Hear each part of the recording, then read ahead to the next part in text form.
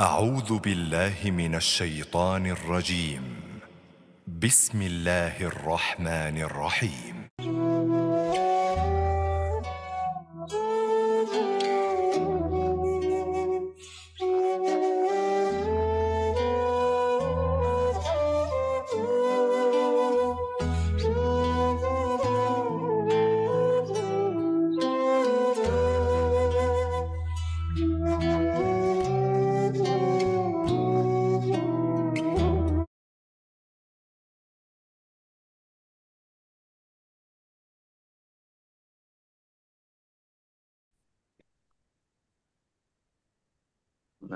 Pertanyaan selanjutnya, nah ini, sepertinya ini hukum meminjam uang melalui bank dan apa bedanya menggunakan bank konvensional bank syariah sudah terjawab tadi ya pada pertanyaan yang Iya, pertama Masya Allah.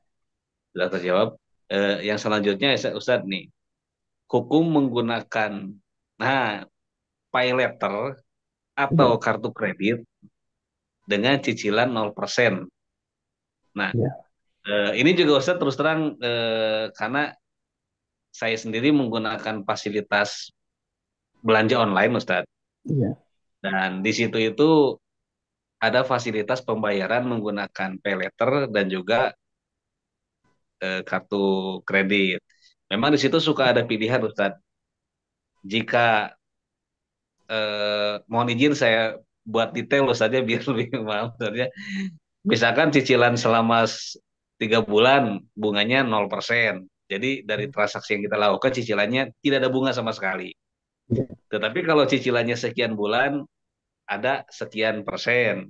Tetapi dia iya, tidak menyebut itu bunga, Ustadz. Tulisannya itu dia menyebut biaya cicilan, Ustaz. Nah, apakah itu boleh digunakan karena sepertinya mempermudah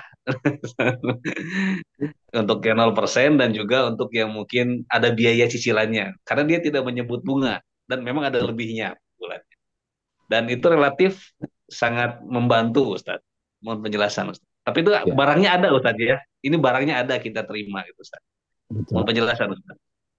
Iya, pertama kita sudah bersepakat untuk menandatangani ya apa namanya riba fadl.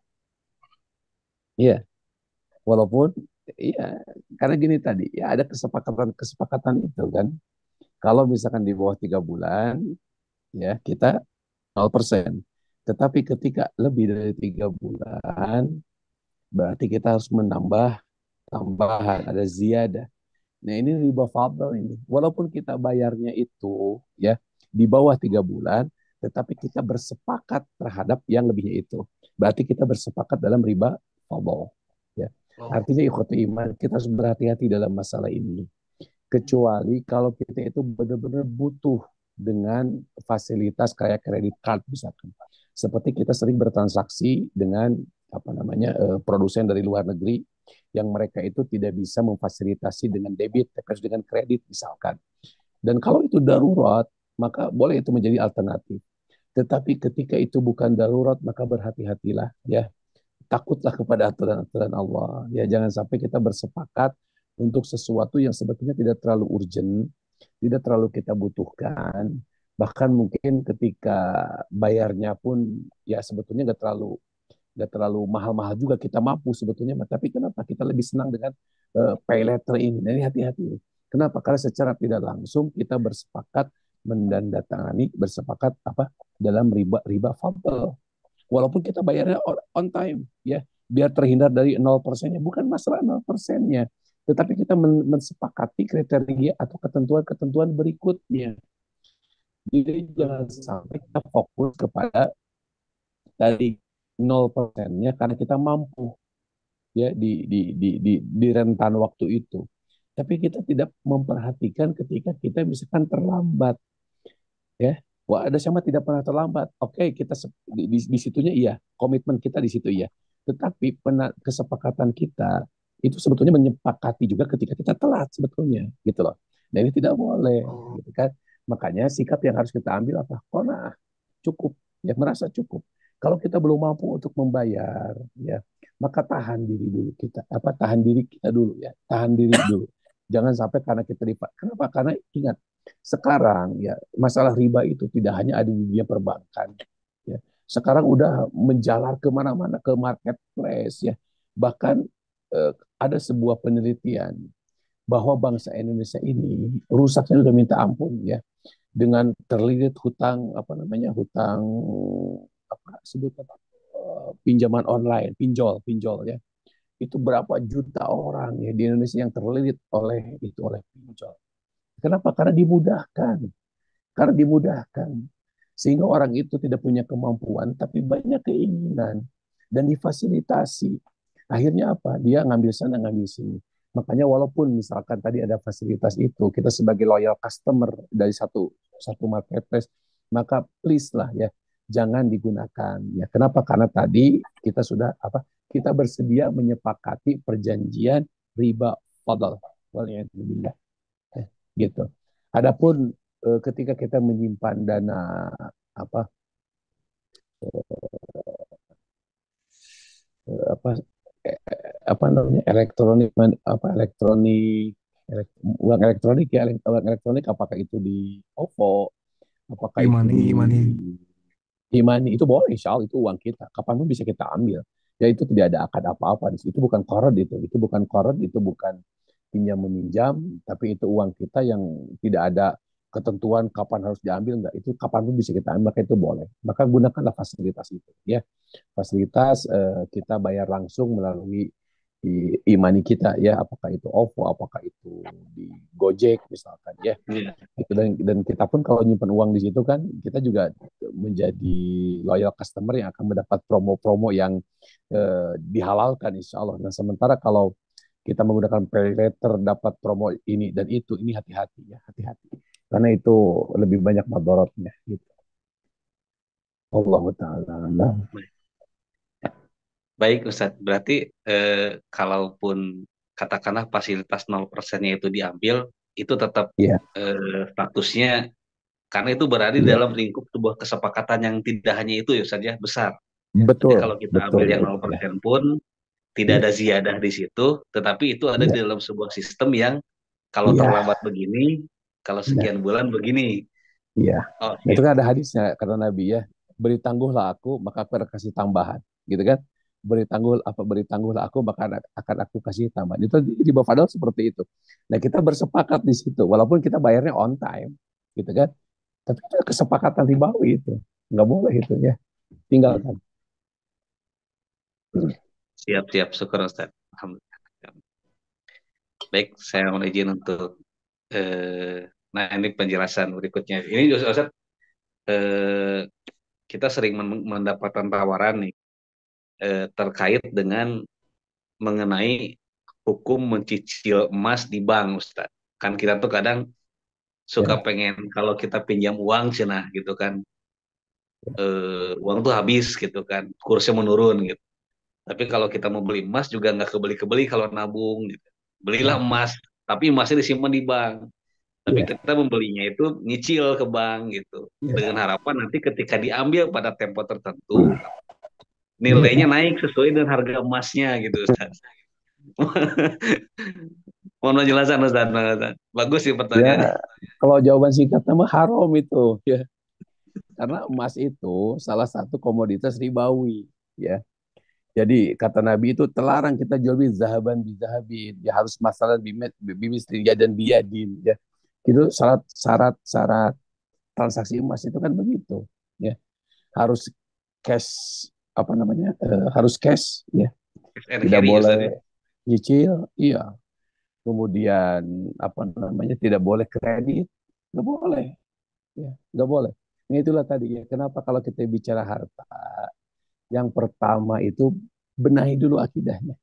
Ya. Irdo bima qassamallahu lak. Takut agnas. Kita itu harus ridho dengan pembagian Allah, maka kita akan menjadi orang yang paling kaya. Ya.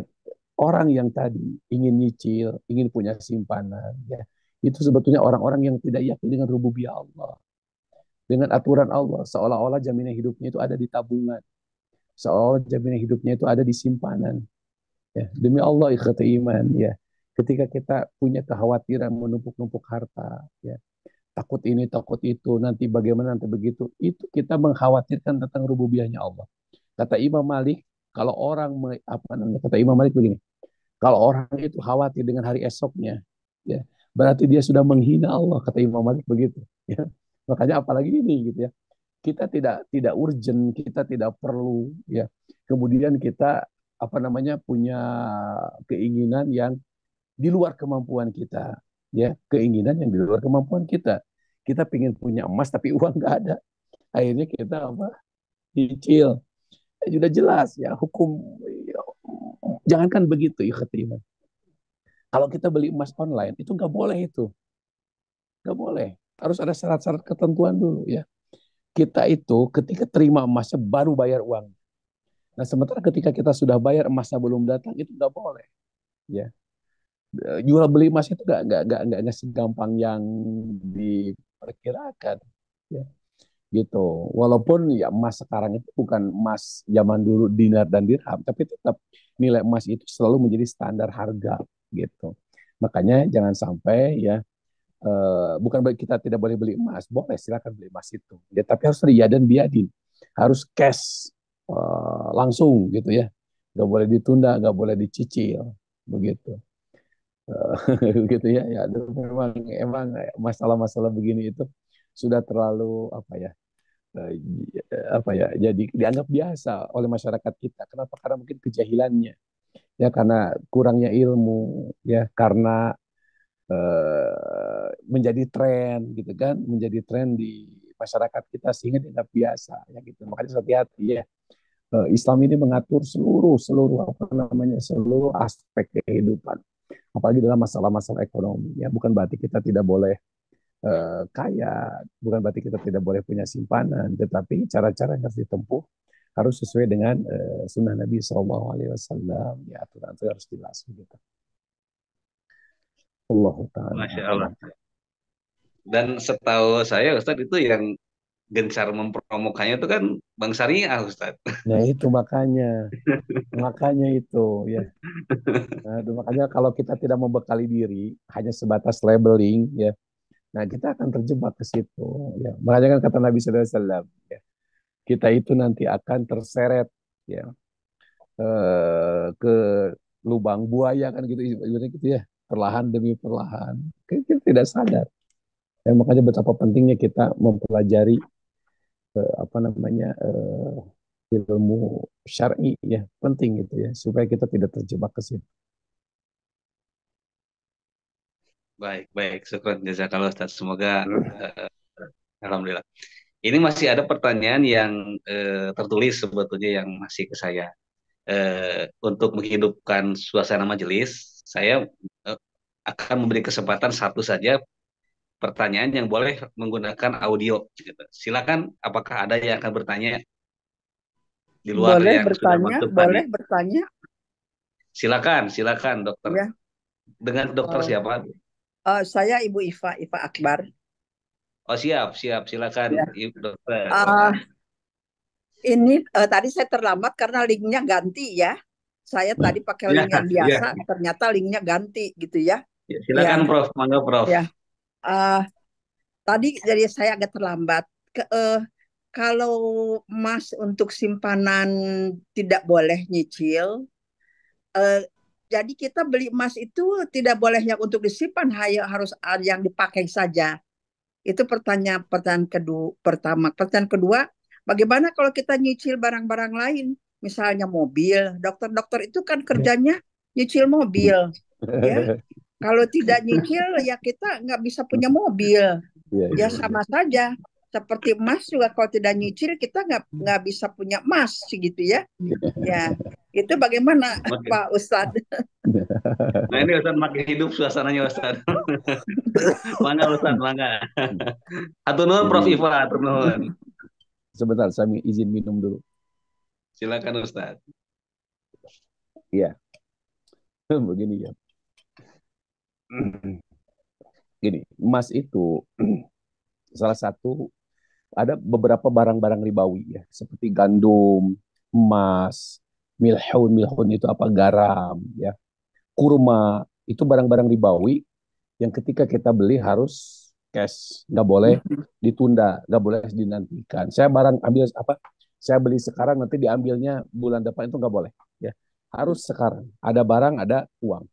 Itu barang-barang ribawi. Ya, barang-barang ribawi itu ada emas, perak, kemudian gandum, kemudian kurma, kemudian garam. Ya, gitu. Ya, jadi kalau beli garam jangan nganjuk ya Bu ya. Harus langsung tuh. Ustadz mohon izin, Punten, tadi yang Ya, disebut barang-barang ribawi itu maksudnya barang-barang ribawi itu apa Ustadz Punten iya. sebelumnya? Tidak boleh ada penundaan. Ya, tidak boleh ada penundaan. Kemudian ketika tukar menukar itu harus seimbang, ya, harus seimbang. Misalnya kita punya kurma jelek, ketika ditukar dengan kurma bagus itu kiloannya pun harus sama, nggak boleh dikurangi, ya. Oh, kurma saya mah jelek, jadi dari saya mah 800 gram saja, nanti ditukar sama kamu apa yang saya 1000 gram, dari kamu yang bagus cukup 800 gram, itu nggak boleh itu, ya. Itu barang-barang ribawi seperti itu. Nanti itu apa namanya penjelasannya nanti ada lagi ya panjang nanti. Nah, sementara mobil Bu, mobil itu bukan barang ribawi ya gitu. Ya. Oh, Mobil itu bukan barang ribawi. Artinya kalau secara hukum boleh nyicil mobil itu boleh, nyicil mobil, nyicil rumah boleh. Cuman tadi ya akad pembiayaannya harus betul. Jangan sampai kita keliru terjerumus kepada akad yang salah gitu. Kenapa kalau akad yang salah? Nah, nantinya bukan dari jenis barangnya yang menjadi ribawi, tetapi akadnya yang menjadi ribawi itu. Itu yang harus kita hati-hati ya. Jadi bukan berarti tidak boleh kita nyicil mobil, nyicil rumah, boleh silakan, silakan ya. Kalau emang itu diperlukan, itu dibutuhkan untuk mobilitas kita ya, boleh silahkan Bu ya. Ibu beli baju misalkan ya, nyicil boleh Bu, karena itu bukan barang-barang ribawi. Ya, begitu boleh Bu ya insya Allah. Tapi tadi akadnya harus harus betul, harus sesuai dengan syariat. Insya Allah halal, boleh ya. Nyicil tuh boleh, tidak jadi masalah nyicil itu. Tapi untuk barang-barang yang seperti emas, maka tidak boleh kita nyicil. emas perhiasan juga nggak boleh. Iya, sama ya. Oh, Emas jadi perhiasan. kalau kita dulu pernah beli gelang misalnya nyicil, Ya. ya Atau saya Bu. pasti di ibu-ibu ID nih istri-istri dokter pasti pada nyari cil ya begitu ya. Mohon. Nah itu bagaimana kita nih harusnya bagaimana nih? Taubat ya Bu, Kita taubat Bu. Taubat ya, taubat Bu ya. tobat saja begitu ya.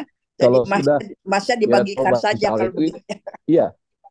Enggak gini Bu. Itu udah jadi hak ibu, nggak masalah. Jadi benda yang udah ibu miliki dengan cara yang salah tadi ya. Kan yang salah Karena itu tidak tahu ya, caranya. karena tidak tahu Adapun ya. bendanya, iya betul. Bendanya tetap halal Bu ya. Bendanya Ya. tetap halal. Jadi nggak usah dibagi-bagiin. Ibu kalau mau bagiin cukup ke saya aja Bu ya. Insya Allah mangga, mangga. Gitu. Jadi nggak usah. Jadi halal barangnya tetap halal gitu. Gitu ya insya Allah. Insya Allah ya, terterang dah kapungkur. Mohon Bu muafa ya. Jadi apa namanya apa namanya hmm, apa rufiatil aqlam min salasin ya, diangkat tuh kalam itu atau taklif itu dari 3 orang ya. Anil majnun hatta yaqil, dari orang yang tidak tahu. Majnun itu bukan gila ya, tapi orang yang tidak tahu ya. Hatta yaqil, sampai dia mengetahui gitu. Jadi dulu kalau ibu tidak tahu insya Allah muafa, insya Allah dimaafkan, tapi jangan diulang lagi ya. Ibu sekarang emasnya pengen nambah jadi 20 kilo misalkan, kalau beli cash nggak mungkin ya, artinya nyicil nggak boleh Bu ya, nggak boleh gitu ya. Hari Baik, kapungkur baik. mah ada ngegalih cincin. Oke, nganjuk, tidak punya uangnya. Tahet. Dulu mah. Apalagi sekarang mah kalau nyicilnya ke bank syariah, Ustadz, emasnya itu disimpan dulu di bank saja. Nah itu aneh kan, itu kan barang kita gitu kan, barang kita. Nah sementara tadi ada barang, ada uang gitu, harus jadi milik Setelah kita lunas, dong sekian gitu. puluh tahun baru diambil Nah emasnya. itu udah nggak jelas itu kan, ini kita tuh beli apa gitu kan, Siap. kita beli apa itu kalau begitu ya. Jadi nggak boleh beli emas itu hanya sebatas akad, hanya sebatas perjanjian, tapi harus jelas barangnya ya, harus ada perpindahan barang gitu ya. Jadi untuk apa namanya barang-barang ribawi itu ketika dibeli harus terjadi perpindahan barang, perpindahan milik gitu ya.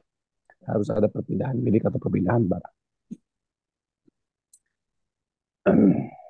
Baik, baik. Turnuhun Alhamdulillah. Pak Ustadz. Sami-sami. Baik, Alhamdulillah. Jadi kita alhamdulillah semakin ada apa pencerahannya pada malam ini. Jadi ada dua khusus untuk barang ribawa itu tidak boleh dicicil Ustaz ya. Dan Ya. untuk barang-barang yang apalagi kalau dicicilnya tuh pakai sistem riba lagi Ustaz ya double gitu Ah, Ustaz iya, ya. oh, lebih parah lagi itu.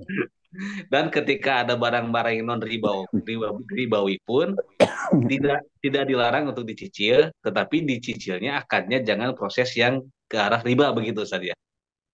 Tadi Nah, sudah betul. dijelaskan pada Betul begitu. pertanyaan nomor satu, dua, dan tiga tadi terkait kartu kredit, bank syariah, dan pay letter begitu.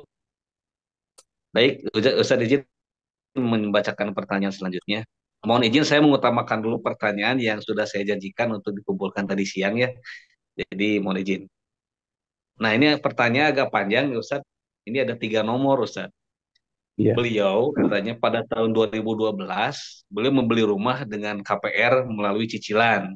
Di sini disebutin banknya Bank BTN. Nah, dan belum lunas nih, baru lunas 2027. Berarti rumah itu masih mencicil. Nah, selama rumah itu dimiliki, nah, beliau tidak meninggali rumah itu, Ustaz. Ya. Tetapi rumah itu diisi oleh temannya tanpa ada kesepakatan yang jelas, gitu. Kesepakatan jelas, kontrak atau bagaimana tidak ada. Namun si teman yang menempati rumah itu, beliau suka memberikan uang atau tenaga mengerjakan sesuatu seprofesinya, gitu. Dan diberikan kepada pemilik rumahnya semampunya, gitu. Karena rumah KPR-nya tidak dihuni oleh pemilik rumahnya. Nah, pertanyaannya adalah apakah rumah tersebut kena zakat? Iya. Gitu. Dan yang ketiganya, sempat terpikir untuk melunasi dengan cara pinjam ke bank syariah. Ada pendapat kekejangan, katanya malah rumit, timbul hutang baru. Iya. Kalau nomor tiga udah kejawab sepertinya tadi Ustaz ya. Nah, Iya. untuk nomor pertanyaan nomor dua mungkin barangkali. Apakah si yang meninggali rumah itu memberi uang semampunya atau juga memberikan tenaga itu riba, dan apakah rumah itu wajib zakat Ustaz? Ya, baik. Ketika ada orang yang memanfaatkan rumah kita, ya, itu kan pertama akadnya bukan qard. Jadi riba itu ketika ada akad qard, pinjam meminjam. Ya.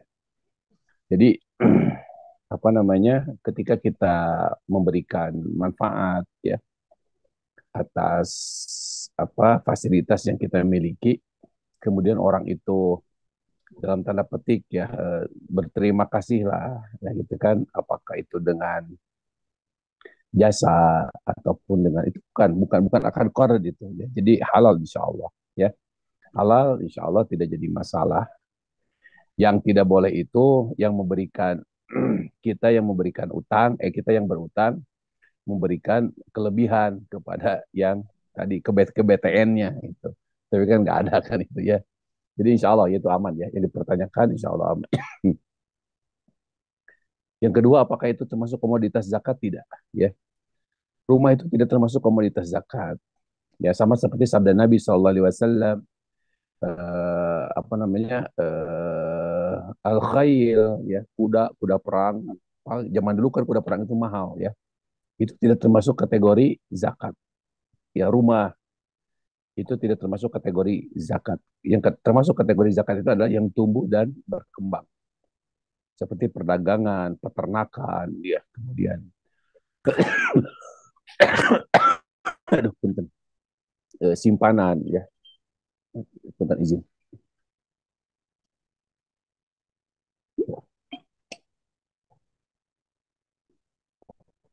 Nah, jadi sementara rumah itu tidak termasuk kategori zakat. Nah, ada kita dapat hasil dari rumah yang kita kontrakkan, maka eh, komoditas zakatnya masuk nanti ke simpanan itu. Maka kita kumpulkan tuh. Misalkan kita dapat uang dari kontrakan rumah yang kita sewakan per bulan, ya kita satuin aja dengan uang yang dari pintu manapun.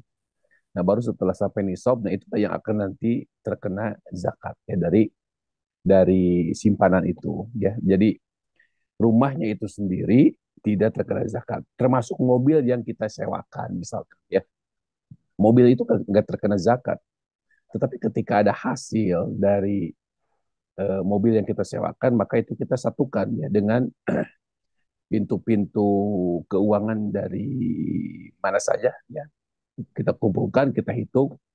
Nanti setelah 1 tahun baru kita akumulasi. Nah, baru itu yang terkena zakat. Begitu. Allah Ta'ala alam. Baik, syukron. Jazakallahu Ustaz. Nah, jadi begitu ya. Jadi rumahnya tidak termasuk komoditas zakat. Jadi si Tidak, pengguna tidak. rumah itu halal untuk memberikan ucapan Halal. terima kasih gitu dalam bentuk tenaga gitu. Karena memang itu prinsip saling tolong menolong saja barangkali saja. Betul, ya betul. Tidak ada akad qard di situ ya. Ya. Baik, izin Ustaz. Nah, pertanyaan selanjutnya ini pertanyaan yang sangat sama sekali tidak terpikirkan oleh saya aja, mungkin semuanya ini. Bagus pertanyaannya. Bismillah izin bertanya, apakah makan menu all you can eat ada unsur gorornya? Saya tuh berpikir kenapa gitu ya ditanyain ini. Saya pikir saya mencoba merenung karena kalau misalkan all you can eat katakan misalkan 75.000 atau 100.000 all you can eat. Iya, Nah, karena all you can eat gitu ya, kita tuh makannya terus Ustaz. iya. Semua dicobaan bebas 2 kali, 3 kali.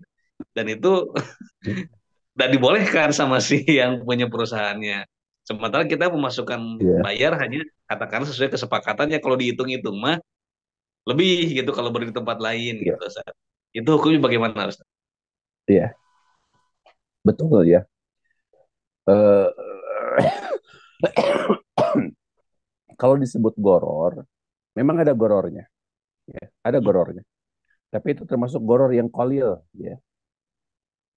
Goror yang apa istilah itu? Goror yang sedikit, ya. Goror yang sedikit. Maka goror seperti ini masih dibolehkan. Tetapi ingat ikhwati iman. Jadi kalau dari sisi transaksi, maka transaksi makan di all you can eat itu halal, insya Allah halal. Ya kenapa? Karena gorornya masih jelas. Karena pihak penjual itu dia sudah memperhitungkan, ya sudah memperhitungkan biaya yang harus dibayar berapa, kemudian apa namanya makanan apa saja yang dimakan, ya itu sudah diperhitungkan. Ya, jadi termasuk goror yang sedikit, ya goror yang sedikit. Sama seperti ini misalkan Imam An-Nawawi, beliau pernah memberikan sebuah contoh ketika kita membeli burung yang sedang terbang. Membeli burung yang sedang terbang. Jelas burungnya, gitu. Ya, itu goror tidak? Goror, ya insya Allah. Itu goror. Ini kalau Aduh, sudah ini, khawatir Ustaz. karena ada ratif.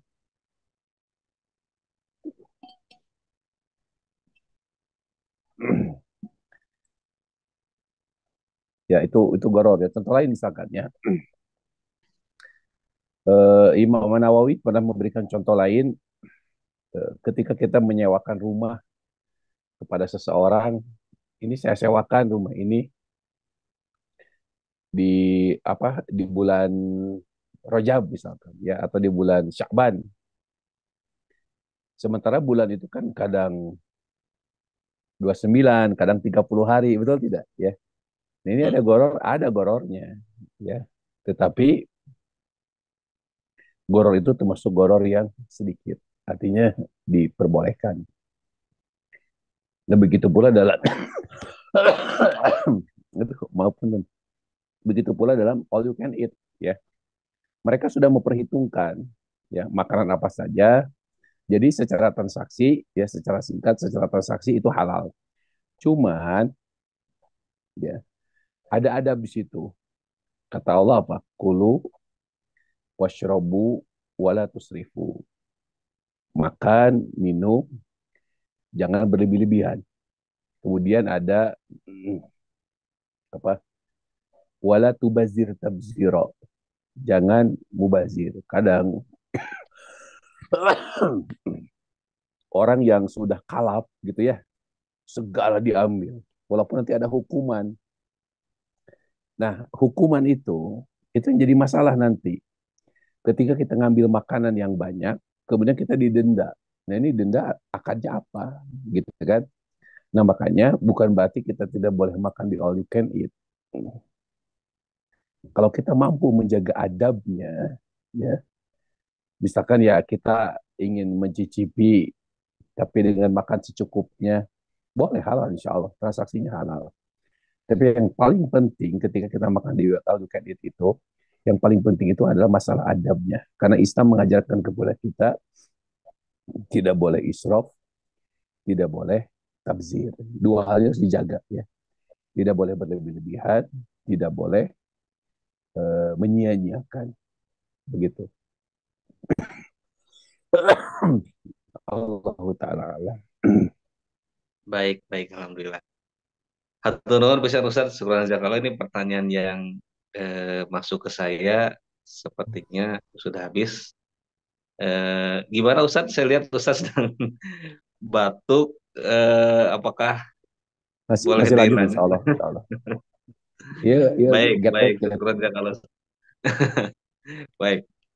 Ini mohon izin saya sebelum back. mempersilahkan jamaah untuk bertanya secara langsung, saya mohon izin membuka laman chat di Zoom ya. Ini ada pertanyaan terkait. Assalamualaikum Ustadz, izin bertanya tentang zakat mal. Apakah selain tabungan yang mengendap selama setahun dan telah mencapai nisab, rumah dan kendaraan yang kita punya juga dihitung sebagai harta yang dizakati? Tadi sudah terjawab ya barusan oleh Ustadz. Nah, yang berikutnya dari Dr. Sri Suryanti. Nah, ini nih Ustadz nih. Assalamualaikum Ustadz, apakah menabung di bank itu halal dengan setiap bulan mengeluarkan bunga? Harus dikemanakan bunganya Ustadz? Iya, Dia kalau kita nyimpan uang di bank, terus ada bunganya bagaimana? Terus berlanjut juga mungkin dengan deposito dan segala macam Ustaz, investasi iya, gitu. Penjelasan Ustaz. Enggak. iya. Pertama untuk menggunakan fasilitas bank itu masih boleh ya. Menggunakan fasilitas perbankan ya para ulama itu masih membolehkan. Yang tidak boleh itu ketika kita mengambil ziyadahnya, manfaatnya dari perbankan itu. Nah, bagaimana ketika kita punya deposito ya kan orang yang deposito itu pasti cari keuntungan di situ ya. Jarang sekali orang yang menyimpan uang di bank itu hanya sekedar menyimpan, pasti ingin cari keuntungan. Artinya uangnya bekerja untuk kita. Nah, ini hati-hati kata iman. Itu akadnya harus jelas, ya. Kalau seandainya akadnya tidak jelas, kemudian kita mendapatkan bunga dari bank, maka para ulama mengatakan uang itu harus dimanfaatkan. Tidak boleh tidak kita ambil, ya. Jangan sampai tidak kita ambil, tetap ambil, tapi manfaatkan untuk fasilitas-fasilitas sosial atau diberikan kepada orang yang fakir miskin itu masih boleh, ya. Diberikan kepada fakir miskin, tapi tidak boleh dihitung sebagai dana zakat kita. Yaitu jadi kayak dana hibah aja, ya. Jadi dana apa bunga, ya bunga itu boleh diberikan kepada fakir miskin, ya yang sangat membutuhkan boleh, atau digunakan untuk fasilitas sosial. Gak boleh kita gunakan untuk sumbangan masjid misalkan, itu gak boleh ya. Gitu untuk memanfaatkan bunga. Artinya bunga itu tidak boleh kita makan, ya, tidak boleh kita manfaatkan kecuali disalurkan untuk fasilitas sosial atau orang miskin yang sangat sangat membutuhkan. Allah Taala. Baik, alhamdulillah syukron jazakallah Ustaz. Begitu Ibu Dokter Tri ya sudah terjawab. Jadi boleh digunakan untuk fasilitasnya perbankan kita menyimpan uang di sana, Ya, namun kita harus hati-hati dalam menggunakan bunganya. Intinya bunganya jangan kita gunakan untuk diri kita ya, sendiri dan keluarga kita betul. Ustaz ya. Jangan Mungkin ya. boleh digunakan untuk membangun jika ada pembangunan jalan, Ustaz boleh ya Nah, gitu ya. dikembangkan. Sekarang ada peringatan 17 Agustus itu lomba-lomba anak-anak Nah, semangat untuk gitulah ya boleh. untuk hal-hal sosial lah ya. Siap, siap. Dan untuk nominalnya silakan saja dihitung sendiri ya Ustaz ya, karena bunganya beda-beda. Kalau tabungannya kecil mungkin sekian, kalau tabungannya besar besar gitu Ustaz. Iya. Baik. Baik. Izin membaca pertanyaan selanjutnya. Eh, Ustadz dari Ibu Ilvi mau tanya kalau membangun tempat usaha, nah minjam ke bank syariah untuk modal dan dibayar dengan cicil selama 10 tahun. Misalnya, apakah boleh? Dan harta dari hasil usaha itu apakah halal kalau kita pakai harta itu untuk hidup sehari-hari? Aduh, ini sebetulnya terjawab, tapi rada ini mah rada apa boleh Ustaz, mohon penjelasan lagi Ustaz. Ya. Jadi tetap kembali kepada akad ya. Jadi bukan berarti kita tidak boleh minjam. Rasulullah SAW pernah melakukan akad pinjaman dengan orang Yahudi, pernah. Jadi pinjam meminjam itu bukan sesuatu yang tabu di dalam Islam, ya. Boleh. Cuman tadi pertama yang harus kita perhatikan itu masalah akad, ya. Itu akad yang harus diperhatikan, gitu. Makanya kalau misalkan kita ingin usaha, maka yang terbaik itu, ya, kalau menurut hemat saya itu cari individu yang mampu untuk membiayai. Cari individu, jangan ke lembaga. Kalau ke lembaga itu agak sulit ya iman, ya. Karena kita akan terjebak dengan berbagai macam aturan, ya hilangnya unsur kepercayaan dan seterusnya, gitu. Tapi kalau ke individu kan tadi kan kita lebih enak, lebih senang, ya. Dan jangan lupakan, ya kita berdoa kepada Allah Taala. Allahul Ghaniyul Mughni, ya Allah itu maha kaya dan mengayakan. Artinya ketika kita punya kebutuhan, minta jangan ragu gitu. Itu yang harus ditempuh pertama kali. Jangan sedikit-sedikit apa namanya, wah ini solusinya harus bank, solusinya harus, bukan berarti nggak boleh, tetapi nantinya kita akan terjebak sama aturan-aturan yang justru akan merugikan prinsip-prinsip syariat. Itu yang harus dikhawatirkan, begitu ya. Adapun nanti ke depannya ya kalau kalau apa namanya caranya halal ya, sistem yang digunakan halal ya, tentu uang yang dihasilkan juga halal ya, boleh kita manfaatkan untuk apapun begitu ya. Gitu. Allah taala. Baik, terima kasih Ustaz. Nah ini Dok. Ini ada dua pertanyaan, betul sudah terjawab Ustaz, tapi mohon izin saya bacakan saja. Ini dari Ibu Eli bertanya kembali mengenai emas perhiasan yang sudah dijakati saat pertama kali beli. Iya. Emas perhiasan yang sudah dijakati saat pertama kali beli. Saya nggak tahu zakat apa itu Ustaz kalau beli emas pertama kali langsung Iya. dijakati. Lalu apakah saat akan bayar zakat mal, emas tersebut harus dihitung juga? Iya. Jadi mungkin maksud Bu Eli ini mungkin setelah setahun Iya. hartanya masih ada, apa dihitung kembali emasnya gitu? Iya. Penjelasan Ya, Ustaz. pertama ya tidak ada dalil satupun ketika kita membeli emas pertama kali harus dizakatin, itu nggak ada dalilnya ibu-ibu ya, gitu. Kemudian ada juga keterangan kalau emas itu dipakai itu nggak ada zakatnya, ini juga nggak ada dalilnya, ya, nggak ada dalilnya. Yang namanya emas dipakai ataupun disimpan itu termasuk kategori barang simpanan, ya. Ketika kita membelinya maka tidak ada zakatnya, gitu, nggak ada zakatnya.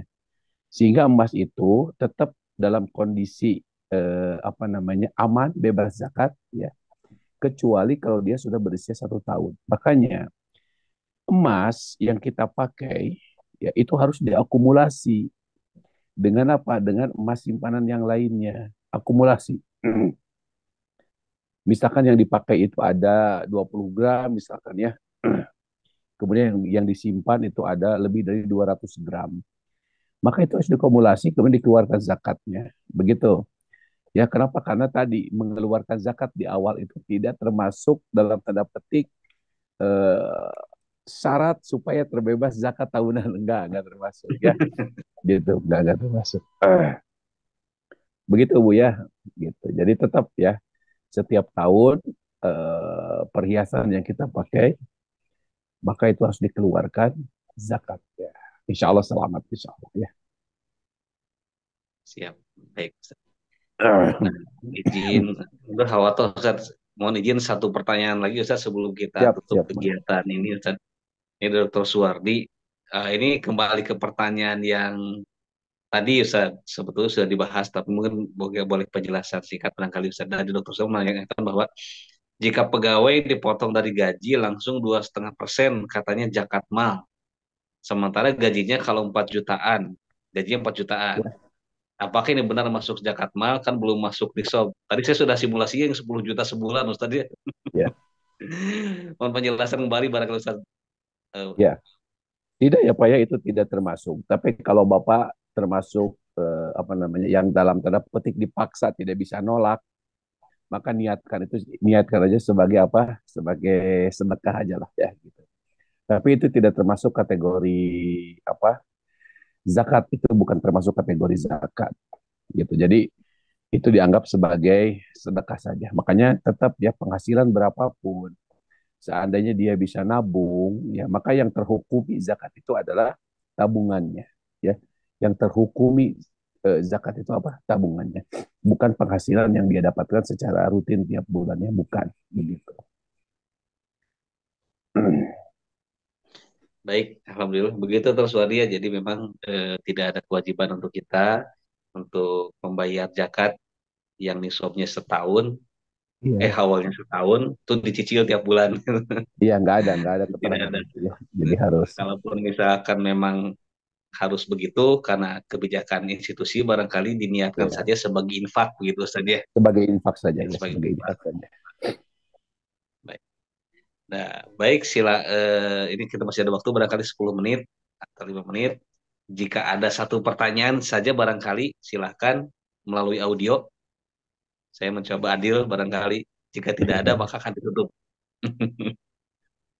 Ada pertanyaan, mangga jika ada yang mau ditanyakan seputar harta ini karena nanti kalau ketemu lagi dengan Ustadz Gun-Gun, temanya bulan depan akan bab yang lain nih. Apakah ada pertanyaan lagi? Silakan. Ada pertanyaan lagi, Tiasa? Ya akan monggo. Saran Prof Iva ini, silakan Nuhun. Prof. Mangga, Ah, Mangga, ah, Prof. be- Pertanyaannya begini, saya kebetulan kan bendahara DKM Masjid ya. Kemudian uang itu kan sekarang kita cukup ada uang dan semua disimpan di bank, tentu ada bunganya. Nah itu biasanya bunga itu semua uang itu kan dikumpulkan jadi kita pakai untuk keperluan masjid. Nah sebetulnya bagaimana tuh, kan di sana ada bunga yang katanya tidak boleh untuk sumbangan masjid, jadi Ya, untuk keperluan-keperluan membantu. Itu bagaimana? ya. Mangga. Pokoknya apa uang itu Bu ya jangan digunakan untuk apa namanya untuk fasilitas masjid ya. Adapun nanti uang itu mungkin nanti ada dana sosial buat apa kayak bagi-bagi Wakaf. makanan ya. Buat tapi ini bagi makan itu nggak boleh sembarangan juga ya. Tidak boleh orang-orang yang hadir Jumatan itu apa tercampur itu uangnya nggak boleh. Oh, Jadi untuk uang Jumat bunga berkah itu itu untuk Jumat berkah ya boleh. nggak boleh karena yang Oh, menikmati tidak hanya boleh. fakir miskin ya. Jadi kata para ulama ya, berkenaan dengan apa bunga bank ini itu hanya boleh itu untuk fakir miskin yang sangat membutuhkan ya. Sementara Jumat berkah itu yang menikmati kan tadi ya umum Ah, terlalu iya. umum begitu. Ya makanya lebih amannya mungkin digunakan untuk apa namanya sarana sosial buat buat misalkan sumbangan ke RW lah gitu misalkan RW butuh tong sampah ada beli itu lebih selamat ya. Hmm. Tapi kalau misalkan dibelikan tong sampah untuk masjid, tetap aja nggak boleh. Karena itu bagian dari fasilitas masjid gitu. Ya, jadi masjid itu harus benar-benar suci ya, gitu. Sementara dana bunga itu termasuk dana yang diperselisihkan. Makanya selamatnya, amannya digunakan untuk fasilitas sosial yang bisa dinikmati tidak hanya oleh kaum muslimin, tapi juga oleh orang lain secara umum. Atau paling-paling mendesaknya itu diberikan kepada fakir miskin yang sangat-sangat membutuhkan itu masih dibolehkan begitu. Jadi kalau begitu dipisahkan ya uang-uang. Sebetulnya Harus kalau dari bank dipisahkan. syariah itu kan istilahnya bukan bunga, istilahnya itu kan apa semacam Bagi bagi hasil. hasil lah, bagi Bagi hasil lah. hasil Sehingga sharing kita profit kan gitu kan merasa ya. merasa aman kalau di bank syariah Iya. itu gitu. Ibu, kalau itu bagi hasil, maka akad awalnya harus jelas dulu tadi ya. Ibu nyimpan uang di sana itu untuk apa? Mereka pergunakan uang ibu itu untuk apa? Harus jelas ya. Kalau musyarakah nanti ada rugi, ada untung tanggung bersama. Sementara ini kan apa uang yang kita simpan itu selalu untung, nggak ada ruginya, betul tidak? Ya. Jadi apa namanya uang inti itu nggak pernah berkurang, betul tidak? Iya kan? Hmm. Kalau paling ya kepotong sama administrasi atau apa kan begitu. Sementara uang pokoknya itu nggak pernah berkurang. Artinya ini nyimpan itu akannya apa gitu kan? Nah gitu. Makanya setiap ada penambahan itu yang harus di hati apa kita harus berhati-hati. Terserah namanya apa. Apakah namanya bagi hasil, ya profit sharing tadi, atau namanya itu bunga, ya. Tapi tetap untuk kehati-hatian lebih baik dipisahkan, Bu, ya. Dipisahkan, manfaatkan untuk fasilitas sosial. Insya Allah itu jauh lebih aman, insya Allah. Masya Allah. Wah, Baik, sudah Ustaz. sudah buat kesalahan banyak kalau begitu saya. Ini juga Prof akan harus dievaluasi barangkali di Masjid Ashifa juga apa namanya. Berarti harus kita hitung saja. Jadi kalaupun si bank syariah itu menyampaikan ini adalah bagi hasil, kita mesti hitung nih dari saldo yang ada, bagi Iya. hasilnya itu berapa persen. Nah, Betul. kita cari amannya nominal berapa, Mhm. tiap bulan harus kita keluarkan sesuai Nah, itu. dengan kita keluarkan. Kumaha we carana mah dikeluarkan, diberikan kemana Betul. gitu tadi ya. Ya, Betul. Betul. pemberiannya. Nah, gitu jadi kepada para jamaah di sini juga yang mungkin pengurus masjid, apalagi ini Prof Ivan ini bendahara lagi pegang uangnya langsung. Iya, cukup besar lagi. Cukup besar. Jadi mulai besok barangkali ini harus kita betul-betul ketahui si bagi hasil atau si bunga apapun namanya itu Ya, harus tahu tuh jumlahnya berapa ya, gitu. Jumlahnya betul, berapa? betul. Berapa persen terus kita pisahkan, kita alokasikan ke yang tadi Ustaz sampaikan Ya, ya. gitu. Misalkan ada pembangunan jalan ya Ustaz di RW atau Nah, apa itu gitu. dia. Jalan atau pembangunan WC Mhm. atau mungkin ada tadi kata saya sampaikan boleh ke fakir miskin mungkin ada rumah warga yang mungkin mesti direnovasi seandainya uangnya cukup boleh nggak usah dialokasikan ke Nah, sana ini barangkali. kalau apa yang saya ketahui ya dari para ulama itu untuk tut'imul miskin, hanya untuk makan saja, Oh maka untuk makanannya. Artinya memang ini kategori yang mendesak gitu loh, ya. Jadi termanfaatkannya untuk kategori yang mendesak, kecuali tadi untuk fasilitas sosial, ya. Jadi tidak hanya dinikmati untuk pribadi gitu, ya. oh Gitu.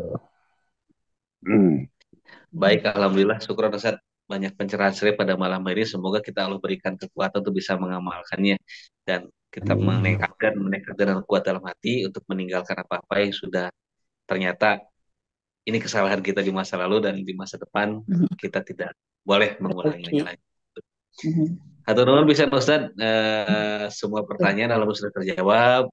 Ini menjadi metode yang sangat baik ya. Jadi kita bertanya itu sesuai dengan kebutuhan begitu. Kadang-kadang kalau kita mengkaji teh temanya ini teh kadang suka ya tidak betul-betul menyimak, ada yang kelewat. Jadi ketika pas sesi pertanyaan banyak yang nggak nanya. Tapi alhamdulillah dengan metode seperti ini banyak yang insya Allah terserahkan termasuk saya pribadi. Syukuran jazakallah Ustaz hatur nuhun pisan. Amin. Ustaz mohon izin sebelum ditutup mungkin untuk memimpin sedikit doa singkat untuk kita semua dan juga tidak lupa saudara-saudara kita yang di Palestina Ustaz. Mangga Ustaz. Baik, ya kita akhiri ya perjumpaan kita. Ya, mudah-mudahan Allah berkahi, Allah rahmati, Allah kumpulkan kita nanti di surganya dan ini menjadi Amin ya saksi Allah. kebaikan kita supaya kita pantas untuk dibersamakan lagi di surganya. Amin ya Allah ya rabbal alamin. Amin. Allahumma shalli wa sallim wa barik ala nabiyil karim wa ala alihi wa sahbihi ajma'in. Amin ya Allah.